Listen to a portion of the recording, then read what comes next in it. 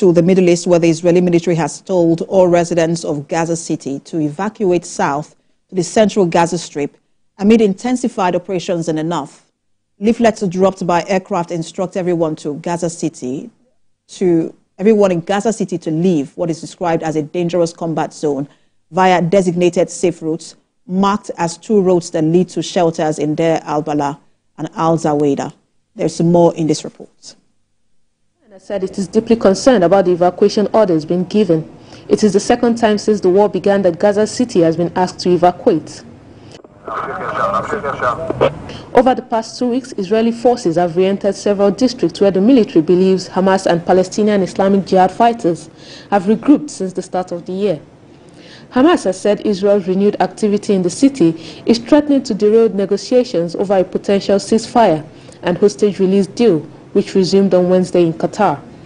The talks have been attended by the intelligence chiefs of Egypt, the US and Israel, as well as the Prime Minister of Qatar. Israeli Prime Minister Benjamin Netanyahu emphasized Israel's commitment to a deal as long as its red lines are preserved. There are estimated to be more than 250,000 people still living in Gaza City. Some were observed evacuating to the south after the Israeli military dropped leaflets there urging them to leave.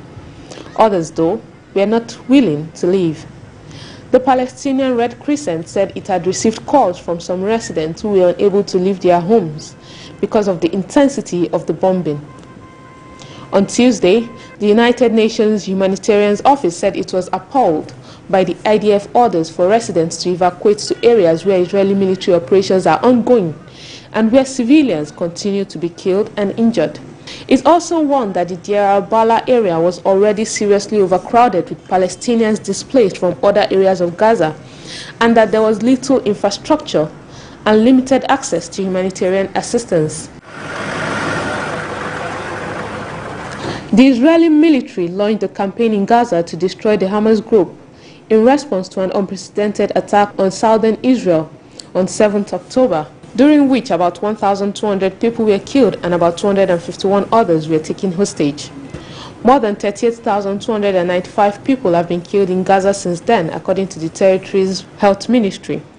Its figures do not differentiate between civilians and combatants, but it has reportedly identified 14,680 children, women and elderly people among the dead by the end of April.